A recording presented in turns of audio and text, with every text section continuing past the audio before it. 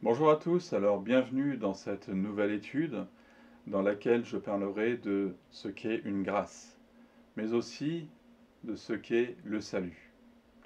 Alors nous verrons ensemble comment obtenir le salut, qui est l'auteur du salut, qui a besoin d'être sauvé et pourquoi, et nous verrons aussi quelles sont les étapes pour être sauvé. Et pour finir, je répondrai aussi à quelques questions difficiles à la fin de cette étude justement concernant le salut, ça sera dans la troisième vidéo. Bref, pour aujourd'hui, intéressons-nous à la grâce et à quelques points du salut. Que Dieu vous bénisse. Alors, le mot grâce vient du grec charis, qui lui-même est issu du mot kéro, qui signifie être dans la joie, être heureux. La grâce est un cadeau qui est non mérité, et généralement un cadeau de nous conduire finalement à la joie, à être heureux. J'espère que c'est le cas pour vous. Quand vous recevez un cadeau, j'espère que celui-là vous amène à la joie et à être heureux. Alors, dans le cours, au commencement, Dieu, nous avons vu que l'un des attributs de Dieu est l'amour. En effet, Dieu est amour. Alors, lorsque l'on aime une personne, on aime lui offrir des cadeaux. Et puisque Dieu nous aime, il veut aussi nous faire plaisir et nous offrir des cadeaux. Et ce n'est pas parce que nous serions parfaits ou adorables, parce qu'au contraire, c'est tout le contraire, oui. Euh, c'est parce que c'est pas parce que justement on serait parfait ou adorable, voilà, que Dieu voudrait nous faire un cadeau finalement. Mais parce que lui, c'est un Dieu de grâce. Et je rappelle que la grâce est un cadeau, puisque c'est un cadeau que l'on ne mérite pas. Alors, je rappelle qu'avant de connaître Christ, j'avais un casier judiciaire, non, un casier spirituel, pardon, un casier spirituel qui était chargé. Et vous aussi. Je ne sais pas où vous en êtes actuellement, mais peut-être que certains d'entre vous, vous avez donné votre vie à Christ, et ça c'est une bonne chose, mais malheureusement aussi, il se peut aussi que vous ne l'ayez pas encore fait. Et dans ce cas-là, votre casier spirituel, pardon, c'est parce que je fais un parallèle avec le casier judiciaire, et bien ce casier spirituel est chargé. Et donc vous méritez la condamnation. Mais comme je disais, Dieu vous aime et il veut vous offrir un merveilleux cadeau. Et je vous le répète, il n'y en a pas un seul qui peut dire qu'il n'a jamais péché. Je sais qu'il y a certaines doctrines, il y en a certains qui sont un petit peu au-dessus du lot. Non, non. La Bible dit clairement, dans Romains 3, 23, que tous ont péché et sont privés de la gloire de Dieu. Et ils sont gratuitement déclarés justes par sa grâce, par le moyen de la libération qui se trouve en Jésus-Christ. Nous sommes tous condamnés par le péché. Et cela depuis le premier homme, Adam, qui a succombé au péché. D'ailleurs, lisons Romains 5, 17, si par un seul homme, par la faute d'un seul, la mort a régné, ceux qui reçoivent avec abondance la grâce et le don de la justice régneront à bien plus forte raison dans la vie par Jésus-Christ lui seul.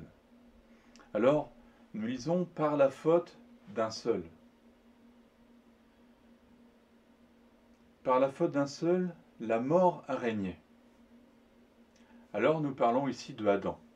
Adam qui a succombé au péché dans le jardin d'Éden. Mais ça vous le savez, puisqu'on l'a déjà vu dans le cours, le péché est entré dans le monde.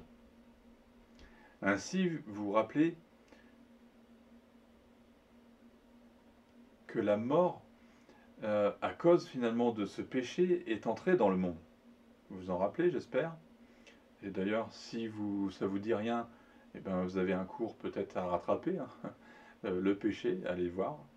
Donc, voilà, le péché est entré donc dans le monde à cause de ce... non, la mort, pardon, est entrée dans le monde à cause de ce péché. Et rappelez-vous que le salaire du péché, c'est la mort éternelle, une éternité loin de Dieu. Mais Dieu, dans son amour, a prévu une issue de secours pour les pécheurs que nous sommes, un merveilleux cadeau Jésus. Waouh. Tite 2,11. En effet, la grâce de Dieu, source de salut pour tous les hommes, a été révélée. On parle de Jésus. Éphésiens 1,8. En lui, en Jésus, par son sang, nous sommes rachetés, pardonnés de nos fautes, conformément à la richesse de sa grâce. Dieu nous l'a accordé avec abondance, en toute sagesse et intelligence. Alors, comprenez bien entendu que tous ces textes nous disent que ce cadeau n'est autre que Jésus. Jésus a vaincu le péché à la croix. Il est mort, il est ressuscité, remportant finalement la victoire sur la mort. Cette victoire nous donne accès à une grâce abondante. Alors, lisons Éphésiens 2,8. En effet, c'est par la grâce que vous êtes sauvés par le moyen de la foi. Alors Dieu vous offre un cadeau maintenant. Et quand nous recevons un cadeau, généralement, il y a le choix. Un choix de l'accepter ou de le refuser. Alors personnellement, moi je n'ai encore jamais rencontré quelqu'un qui a refusé un de mes cadeaux. Enfin, là je parle d'un cadeau purement humain. En revanche, des personnes qui ont refusé le cadeau de Dieu, ça malheureusement, j'en connais. Dieu aime chacun d'entre vous. Il ne veut pas que vous partiez dans une éternité loin de lui, dans une éternité de souffrance. Son désir, c'est que vous soyez pardonnés de vos péchés, que vous puissiez accéder au salut. Jean 6,44, personne ne peut venir à moi, à moins que le Père qui m'a envoyé ne l'attire, et moi, je le ressusciterai le dernier jour. Dieu le Père vous appelle pour vous amener dans le salut, pour que vous puissiez être sauvés. Lorsque dans Éphésiens 2,8, vous lisez « par le moyen de la foi », sachez que le cadeau de Dieu, le salut, est offert à chacun. Mais chacun de vous, finalement, doit aussi faire sa part. Chacun de vous doit saisir ce cadeau par la foi. Vous devez mettre votre foi en Dieu. Regardez à Jésus qui est le cadeau que Dieu vous a fait afin que vous puissiez être sauvés. Sauvés du péché, sauvés de la mort éternelle. Alors réjouissez-vous. Alors que vous ne méritiez même pas d'être sauvés, Dieu vous a offert un cadeau en envoyant son Fils, Jésus-Christ, sur la terre. Et c'est pour cela qu'on dit merci, gracias. Alors détaillons cela maintenant. Imaginez-vous sur un bateau en pleine mer. Ah, il ne faut pas avoir le mal de mer, La coque de votre bateau heurte un débris. Et cela occasionne un trou. Et votre bateau finalement commence à prendre l'eau. Et vous lancez un appel de détresse. Et on vous dit, les secours vont arriver. Et cependant, les minutes passent, les heures passent, et votre bateau, lui, il s'enfonce de plus en plus. Alors vous commencez à douter, vous commencez à désespérer. Et vous pensez que votre dernière heure est arrivée. Alors vous allez les pieds dans l'eau, vous rappelez à l'aide, et on vous explique que les secours sont en route, ils sont à votre recherche. Et finalement, le bateau coule. Et vous, vous vous retrouvez avec votre bouée en train de surnager. Alors vous vous demandez comment cela sera possible finalement qu'on vous retrouve au milieu de cette grande tache bleue. Et plusieurs heures après, il y a un bateau qui apparaît au loin et qui se dirige vers votre position. Le bateau vous a repéré finalement et il vous lance une corde pour vous sortir de l'eau. Et maintenant vous êtes sauvés. Alors vous l'aurez compris, c'est ça le salut. Alors que nous avions tous hérité d'une nature pécheresse, nature nous conduisant toujours plus bas, toujours plus vers le bas, comme finalement plongé dans un trou profond finalement. Un trou profond où il n'y a aucune possibilité de s'en sortir par nous-mêmes. Un peu comme quand on tombe finalement dans un puits. Un puits où on n'arrive pas, les parois sont glissantes, on ne peut même pas saisir quelque chose, rien, tout est glissant là-dedans, c'est impossible de s'en sortir par soi-même. Et en plus, au fond du puits, il y a de l'eau avec de la boue, on est en train de s'enfoncer là-dedans. Et plus on bouge, plus on s'enfonce. Donc, aucune possibilité de nous en sortir tout seul. Et pour cela, il nous fallait de l'aide. Nous étions en train de nous noyer finalement dans la boue du péché, incapables de nous en sortir nous-mêmes. Mais Jésus a tendu sa main vers nous pour nous sauver. Et on va détailler cela maintenant. Alors, le salut, par qui? Pour qui? Comment? Commençons déjà par le salut par qui? Alors, ici dans Acte 4, il est dit, Jésus est la pierre rejetée par vous qui construisez et qui est devenue la pierre angulaire.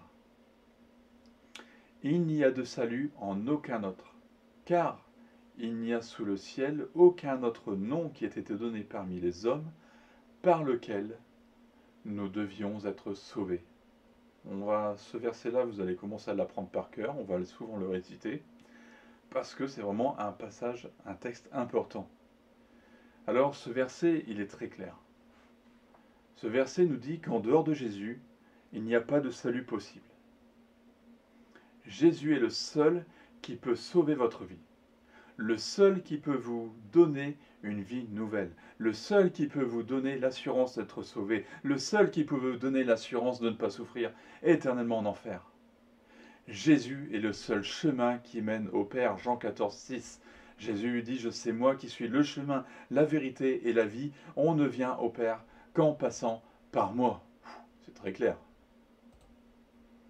Jean 3, 16. En effet, Dieu a tant aimé le monde qu'il a donné son Fils unique, afin que quiconque croit en lui ne périsse pas, mais ait la vie éternelle. Dieu, en effet, n'a pas envoyé son Fils dans le monde pour juger le monde, mais pour que le monde soit sauvé par lui. Jean 10, verset 9. C'est moi qui suis la porte. Si quelqu'un entre par moi, il sera sauvé. Il entrera et sortira, et il trouvera de quoi se nourrir. Acte 16. Il les a fait sortir et a dit, Seigneur, que faut-il que je fasse pour être sauvé? Paul et Silas ont répondu, crois au Seigneur Jésus-Christ et tu seras sauvé, toi et ta famille. On verra un peu plus loin ce verset, il y aura tant de choses à dire. Et ils lui ont annoncé la parole du Seigneur, ainsi qu'à tous ceux qui étaient dans sa maison. À cette heure-là de la nuit, le gardien les a emmenés pour laver leurs pieds, leurs plaies. Il a immédiatement été baptisé, lui et tous les siens. Romains 3, 21, 26. Mais maintenant la justice de Dieu dont témoignent la loi et les prophètes a été manifestée indépendamment de la loi. C'est la justice de Dieu par la foi en Jésus-Christ pour tous ceux qui croient. Il n'y a pas de différence. Tous ont péché et sont privés de la gloire de Dieu, mais ils sont gratuitement déclarés justes par sa grâce, par le moyen de la libération qui se trouve en Jésus-Christ. C'est lui que Dieu a destiné à être, par son sang, une victime expiatoire pour ceux qui croiraient. Il démontre ainsi sa justice, puisqu'il avait laissé impunis les péchés commis auparavant à l'époque de sa patience. Il la démontre dans le temps présent de manière à être juste, tout en déclarant juste celui qui a la foi en Jésus. Waouh, que de magnifiques promesses. Je m'en laisse pas encore 3 autres. Puisque nous sommes maintenant considérés comme justes grâce à son sang, nous serons à bien plus forte raison sauvés par lui de la colère de Dieu. Waouh! Galates 2,16. Cependant, nous savons que ce n'est pas sur la base des œuvres de la loi que l'homme est déclaré juste, mais au moyen de la foi en Jésus-Christ. Ainsi, nous aussi, nous avons cru en Jésus-Christ afin d'être déclarés justes sur la base de la foi en Christ, et non sur les œuvres de la loi, puisque personne ne sera considéré comme juste sur la base des œuvres de la loi. 1 Thessaloniciens 5,9. En effet, Dieu ne nous a pas destinés à la colère, mais à la possession du salut par notre Seigneur Jésus-Christ. Il n'y a pas d'autre chemin. Oubliez tout de suite les chemins, le salut par les œuvres, par exemple, le salut par d'autres religions ou d'autres hommes religieux. ces chemins vous mènent sur un chemin dangereux. Et nous verrons tout cela lorsque nous étudierons les doctrines des autres religions. Alors, intéressons-nous maintenant au deuxième point, le salut pour qui? Eh bien, là aussi, reprenons ce passage de Jean 3,16 que vous allez connaître par cœur. Je pense que la plupart d'entre vous connaissez par cœur. En effet, Dieu a tant aimé le monde qu'il a donné son Fils unique afin que quiconque croit en lui ne périsse pas, mais ait la vie éternelle. Dieu, en effet, n'a pas envoyé son Fils dans le monde pour juger le monde, mais pour que le monde soit sauvé par lui. Et là aussi, c'est très clair. Jésus est venu pour sauver le monde entier. Quiconque, c'est moi, c'est vous. Bref, c'est chacun d'entre nous. C'est pour le monde entier. Que vous soyez en Asie, en Afrique, en Océanie, dans les pôles Nord, pôle Sud, Amérique du Nord, Amérique du Sud, Europe. Je pense que j'ai oublié personne. Jésus est venu pour sauver tous les habitants de la terre. Alors, quelques versets, Acte 2, 21. Alors, toute personne qui fera appel au nom du Seigneur sera sauvée. Toute personne, c'est vous. Si vous faites appel au nom du Seigneur, vous serez sauvés. Jean 10, 13. En effet, toute personne qui fera appel au nom du Seigneur sera sauvée. Confirmation. 1 Timothée 2. Voilà ce qui est bon et agréable devant Dieu, notre Seigneur Sauveur. Lui qui désire que tous les hommes soient sauvés et parviennent à la connaissance de la vérité. 2 Pierre 3, 9. Le Seigneur ne tarde pas dans l'accomplissement de la promesse, comme certains le pensent. Au contraire, il fait preuve de patience envers nous, voulant qu'aucun ne périsse, mais que tous parviennent à la repentance. On verra aussi cette repentance un peu plus tard. Et maintenant, intéressons-nous au salut, mais comment? Et là, il y a un peu plus de boulot. Quelqu'un dans la Bible a posé cette question. Et on va reprendre justement ce passage dans Acte 16. Et nous sommes juste après l'arrestation de Paul et de Silas qui avaient chassé un esprit de divination chez une jeune esclave qui procurait de grands biens à ses maîtres. Et accédait, les maîtres finalement, voyant leur commerce florissant s'écrouler, les ont conduits devant le tribunal pour qu'ils soient jugés pour trouble à l'ordre public. Alors, Paul et Silas ont reçu des coups de fouet et des coups de bâton, puis ils sont jetés en prison. Alors, poursuivons maintenant, maintenant que vous connaissez le contexte, poursuivons dans le texte. Acte 16, versets 25 à 34, vers le milieu de la nuit, Paul et Silas priaient et chantaient des louanges à Dieu. Et les prisonniers les écoutaient. Tout à coup, il y a eu un tremblement de terre si violent que les fondations de la prison ont été ébranlées. Toutes les portes se sont immédiatement ouvertes et les liens de tous les prisonniers ont été détachés. Lorsque le gardien de la prison s'est réveillé et a vu les portes de la prison ouvertes, il a tiré son épée, prêt à se tuer, car il croyait que les prisonniers s'étaient enfuis. Mais Paul a crié d'une voix forte, « Ne te fais pas de mal, car nous sommes tous ici. » Alors le gardien a demandé de la lumière et entré précipitamment et s'est jeté tout tremblant aux pieds de Paul et de Silas. Il les a fait sortir et a dit, « Seigneur, que faut-il que je fasse pour être sauvé ?» Celui-là de verset, on l'a vu juste avant. Paul et Silas ont répondu, « Crois au Seigneur Jésus-Christ et tu seras sauvé, toi et ta famille. » Et ils lui ont annoncé la parole du Seigneur ainsi qu'à tous ceux qui étaient dans sa maison. À cette heure-là de la nuit, le gardien les a emmenés pour laver leurs plaies. Il a immédiatement été baptisé, lui et tous les siens. Après les avoir conduits chez lui, il leur a servi à manger, puis il se réjouissait avec toute sa famille d'avoir cru en Dieu. Alors ici, plusieurs aspects intéressants dans l'étude de ce texte. Alors que Paul et Silas ont été brutalisés, vers le milieu de la nuit, ils ont élevé des louanges vers Dieu. Si bien que les autres prisonniers les entendaient. Et sûrement, je me pose des questions, mais à mon avis, à un moment donné, le gardien a dû l'entendre aussi. Quelle foi avait-il pour finalement élever des louanges vers Dieu alors qu'ils souffraient dans leur corps? Mais Dieu finalement, ayant justement vu cette foi provoque un tremblement de terre. Et toute la prison est ébranlée. Alors il faut savoir que les signes et les miracles sont là pour que les gens voient la grandeur et la puissance de Dieu. Tous les prisonniers étaient libres. Ils auraient pu s'enfuir, mais ils sont restés avec Paul et Silas. Et le gardien, quant à lui, il pensait que tous les prisonniers s'étaient enfuis, et il pensait tout de suite à la suite et au fait qu'il va falloir qu'il rende des comptes à ses supérieurs. Et on voit que ce gardien allait faire un geste tragique. Il allait se suicider. Mais c'est là que Paul intervient en disant « Hé, nous sommes là. Ne te fais pas de mal. » Alors la première des réactions du gardien est de se jeter à genoux aux pieds de Paul et de Silas. Et il demande ensuite ce qu'ils doivent faire, finalement ce qu'ils doivent faire pour être sauvés. Et ainsi, finalement, on commence une réunion d'évangélisation dans cette ruine de prison, quoi. Alors, concentrons-nous sur le gardien. Et nous voyons qu'il se rend compte, finalement, que Paul et Silas ne sont pas des prisonniers comme les autres. Ils chantent des louanges à leur Dieu dans la prison, et la prison est secouée par un tremblement de terre. Bon, quelle drôle de coïncidence, n'est-ce pas? Et au lieu de s'enfuir, tous les prisonniers restent là. Et ça encore, c'est une nouvelle chose qui est bizarre en fait. Ils s'aperçoivent que Paul et Silas ont une force de persuasion hors du commun.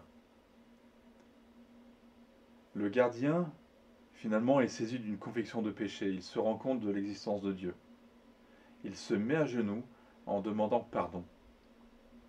Et le gardien se rend compte de son attitude de cœur. Il sait qu'il est pécheur.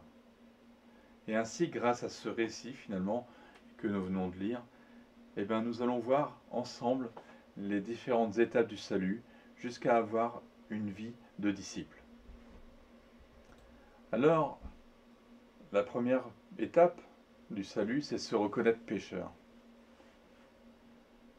Reconnaître que par nous-mêmes, on ne peut pas se sortir de cette boue du péché. Cette boue qui nous colle à la peau. Cette boue où on s'enlise finalement profondément, un peu lorsque l'on est pris comme dans des sables mouvants. Il faut reconnaître que l'on a besoin que quelqu'un vienne nous sauver. Et par exemple, on a plusieurs exemples ici dans la parole de Dieu. Nous avons Luc 5. Quand il vit cela, Simon-Pierre tomba aux genoux de Jésus et dit « Seigneur, éloigne-toi de moi parce que je suis un homme pécheur. » Se reconnaître pécheur. Luc 18. Le collecteur d'impôts, lui, se tenant à distance et n'osait même pas lever les yeux au ciel, mais se frappait la poitrine en disant « Ô Dieu, aie pitié de moi qui suis un pécheur. » Je vous le dis, lorsque ce dernier descendit chez lui, il était considéré comme juste, mais pas le pharisien. En effet, toute personne qui s'élève sera abaissée, et celle qui s'abaisse sera élevée.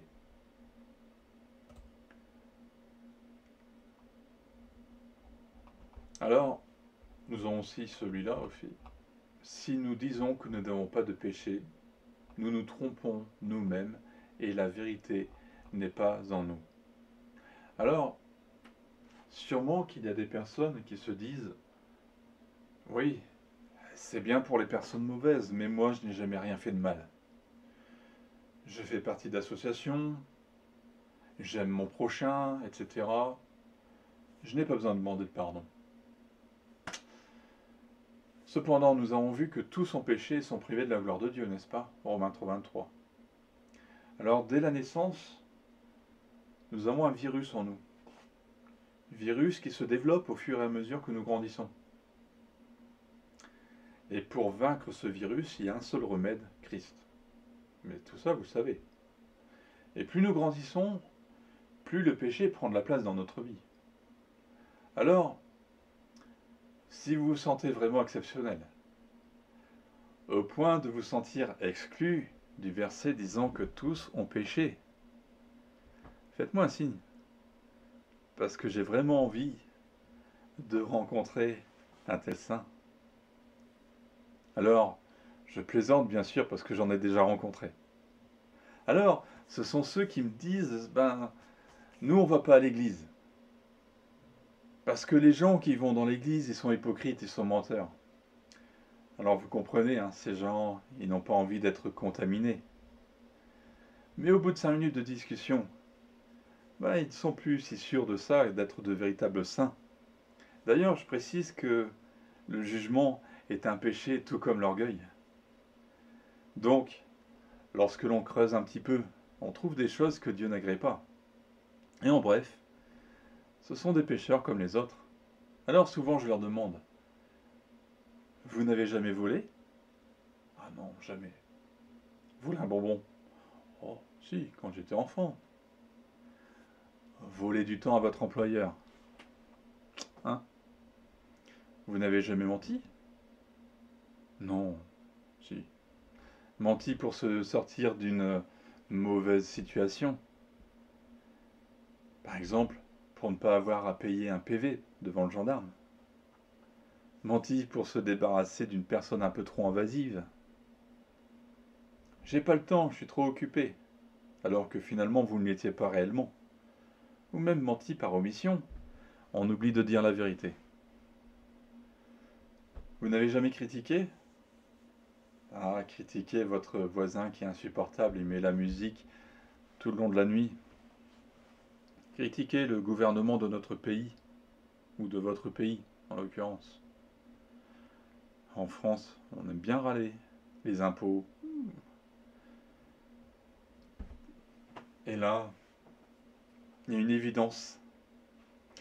Si, j'ai peut-être fait cela de temps en temps, mais ce n'est pas grave. Je n'ai nui à personne. Et là, la réponse, si, à Dieu. Vous avez nui à Dieu, et ça s'appelle péché. C'est ça le péché.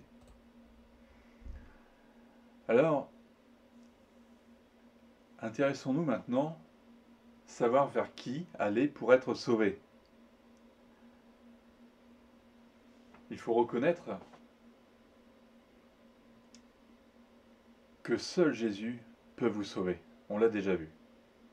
Ce n'est pas une religion quelconque qui peut vous sauver, mais une véritable relation avec Jésus.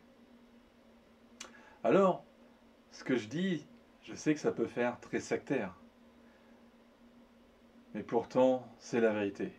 Que ça plaise ou que ça ne plaise pas. Lisons Matthieu 19. Quand les disciples entendirent cela, ils furent très étonnés et dirent, qui donc peut être sauvé? Jésus les regarda et leur dit, aux hommes cela est impossible, mais à Dieu tout est possible. Jacques 4, verset 8. Approchez-vous de Dieu, et il s'approchera de vous. Nettoyez vos mains pécheurs, purifiez vos cœurs, hommes partagés. Mais cela, nous l'avons déjà vu, il n'y a de salut en aucun autre nom que dans le nom de Jésus. Voilà. Donc on va aller plus loin là-dessus, et on va s'intéresser au troisième point, la confession. Alors, cela n'a rien à voir avec la doctrine catholique qui nous demande de nous enfermer dans une sorte d'armoire avec d'un côté le curé et de l'autre le pécheur. Romains 10, verset 9. Si tu reconnais publiquement de ta bouche que Jésus est le Seigneur et si tu crois dans ton cœur que Dieu l'a ressuscité, tu seras sauvé. C'est ça la confession. D'autres traductions disent si tu confesses de ta bouche que Jésus est Seigneur. Nous avons 1 Jean 1,9. Si nous reconnaissons nos péchés, il est fidèle et juste pour nous les pardonner et pour nous purifier de tout mal. C'est ça la confession. Luc 15, verset 21, le Fils lui dit, Père, j'ai péché contre le ciel et contre toi, je ne suis plus digne d'être appelé ton Fils. Cette confession de nos péchés à Dieu doit ensuite être suivie par ce que l'on appelle une repentance. Ça va être un point intéressant, la repentance. La repentance ou le changement d'attitude. Alors, demander pardon à Dieu, c'est bien. Mais si c'est pour les reproduire tous les jours, c'est inquiétant et c'est même dangereux. Combien de chrétiens vivent selon la chair, méprisant finalement ainsi la grâce de Dieu? Il y a une différence entre tomber dans le péché involontairement et pratiquer le péché volontairement. Alors je m'adresse ici à des chrétiens. Chrétiens de longue date, même aussi finalement plus jeunes dans la foi. Alors, si le chrétien tombe accidentellement, Il peut demander pardon et son péché est effacé. Mais si le chrétien est engagé dans une vie de péché, il y a danger. La seule solution pour lui est de demander pardon et de réellement se repentir. Un exemple. Un chrétien qui regarde des films pornographiques quotidiennement, pratique l'immoralité sexuelle, etc. Eh bien, ce chrétien est finalement dans une situation périlleuse. Alors voyons Hébreux 10, versets 26 à 27. En effet, si nous péchons volontairement après avoir reçu la connaissance de la vérité, il ne reste plus de sacrifice pour les péchés, mais une terrible attente du jugement et l'ardeur du feu qui dévorera les adversaires de Dieu. Alors ce chrétien, finalement chrétien entre parenthèses, est sorti du chemin du salut. Il est dans la voie des pécheurs. En effet, n'oubliez pas que Dieu nous laisse le libre arbitre. Nous sommes libres de l'aimer ou libres de le détester. Nous sommes libres de venir à lui ou libres de le quitter. Regardez à Judas. Au départ, il était sauvé, mais à la fin, ce verset de Hébreux que nous venons de lire, il s'est appliqué. Tout comme pour Ananias et Saphira, qu'on retrouve dans Acte 5. Donc, si vous êtes un chrétien, entre parenthèses, vivant une vie qui n'est pas conforme à celle décrite dans le Nouveau Testament, et nous verrons cela dans quelques temps, je vous encourage vivement à vous repentir et à abandonner totalement votre péché. Alors, il se peut que vous ayez besoin d'aide. Alors, dans ce cas, n'hésitez pas à demander de l'aide à un ami qui est digne de confiance, bien entendu, et qui marche réellement avec Dieu. Et lorsque la tentation vient, vous pouvez demander à votre ami ou à votre pasteur de prier pour ne pas succomber à la tentation. Donc, demander pardon à Dieu pour ses péchés, c'est bien, mais il faut aller plus loin, ça s'appelle la repentance. Alors, intéressons-nous à cela.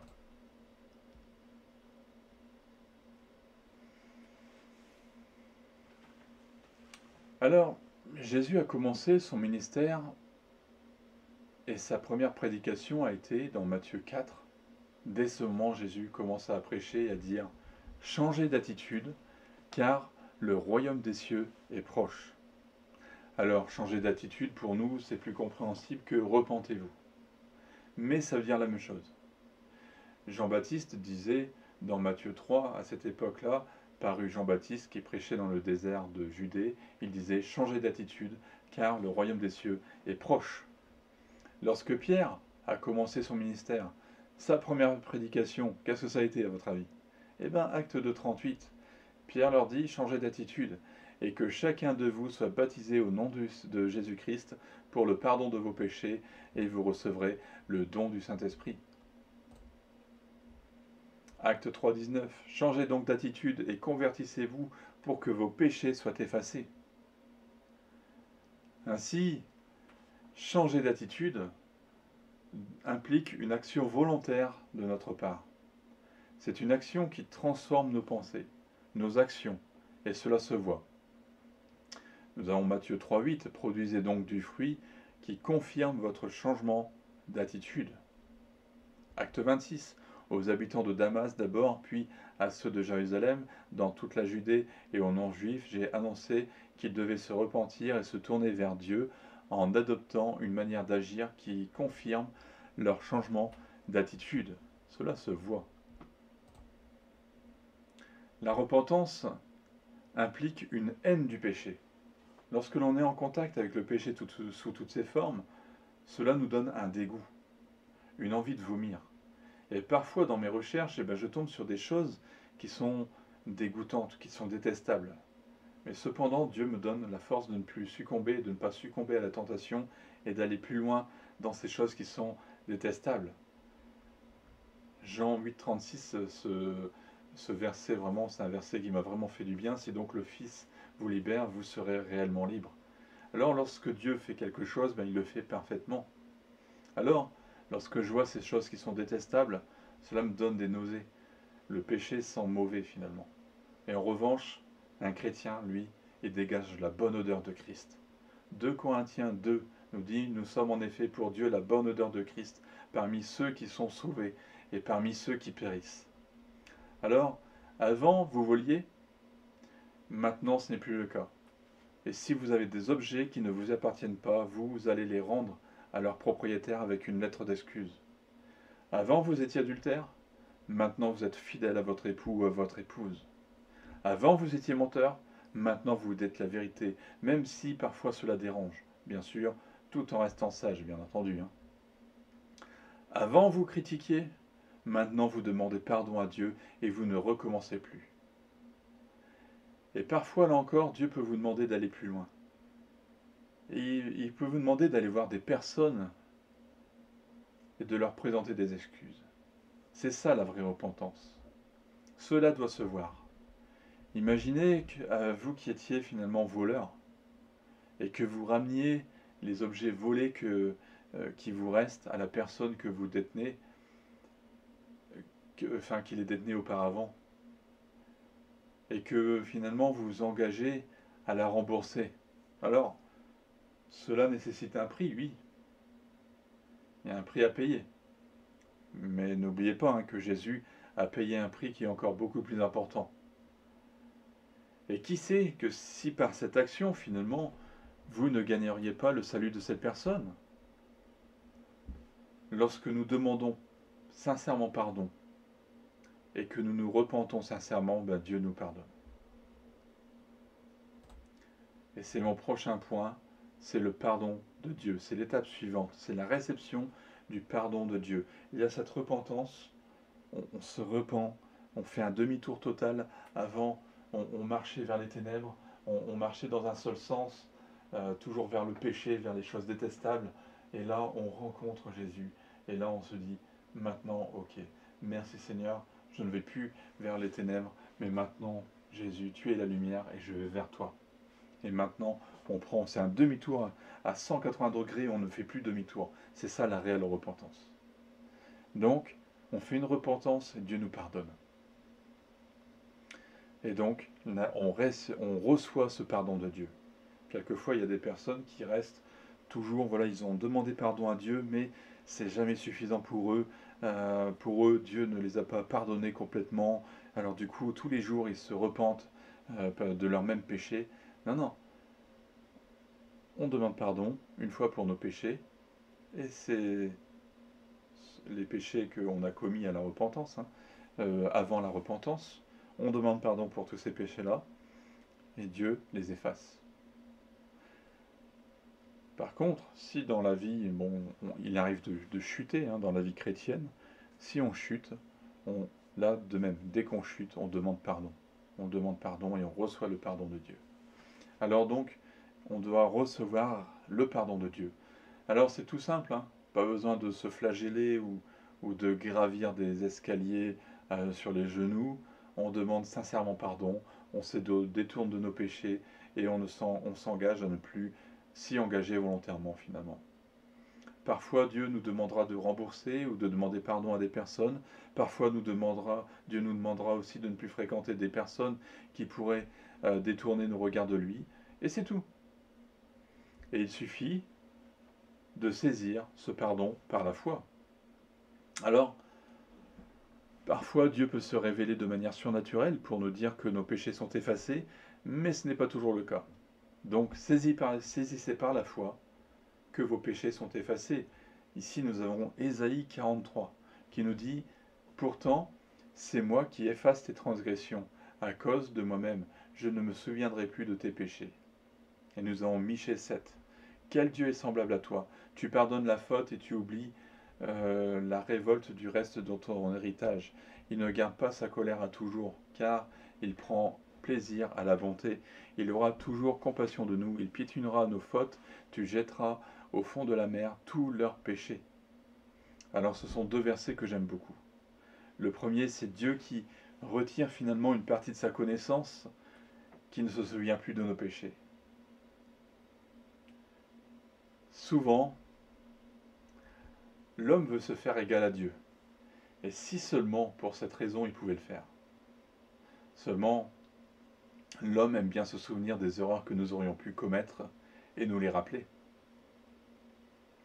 Le deuxième verset, Dieu jette au fond de la mer nos péchés.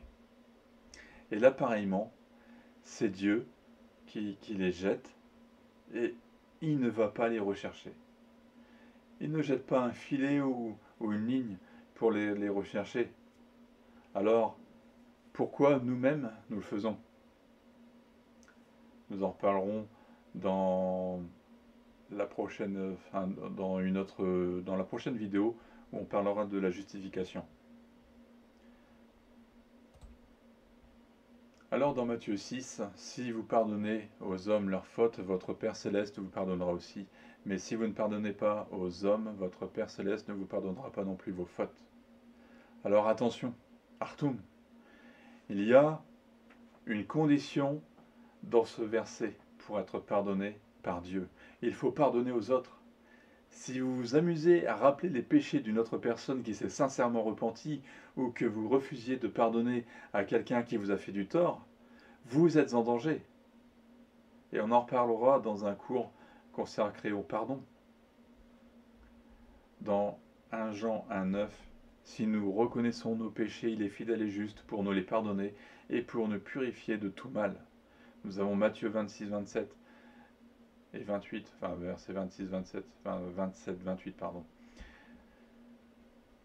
Il prit ensuite une coupe et remercia Dieu, puis il la leur donna en disant, buvez-en tous, car ceci est mon sang, le sang de la nouvelle alliance, qui est versé pour beaucoup, pour le pardon des péchés. Nous avons acte 10. Jésus nous a ordonné de prêcher au peuple et d'attester que c'est lui que Dieu a désigné juge des vivants et des morts. Tous les prophètes rendent de lui le témoignage que toute personne qui croit en lui par son nom, reçoit par son nom le pardon des péchés. Alors j'étais en train de penser que je termine très rapidement cette vidéo, donc ne vous inquiétez pas, mais je me dis de toute façon vous le voyez très bien avec le curseur qui arrive à la fin. Acte 26, 18. Je t'envoie leur ouvrir les yeux pour qu'ils passent des ténèbres à la lumière et de la puissance de Satan à Dieu, pour qu'ils reçoivent par la foi en moi le pardon des péchés et une part d'héritage avec les saints. Waouh! Et je termine.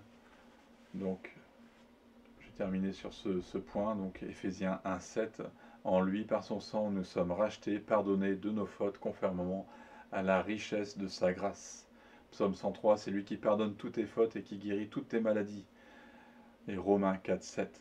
Heureux ceux dont les fautes sont pardonnées et dont les péchés sont couverts. Waouh! Alors je termine sur ce point fort, encourageant.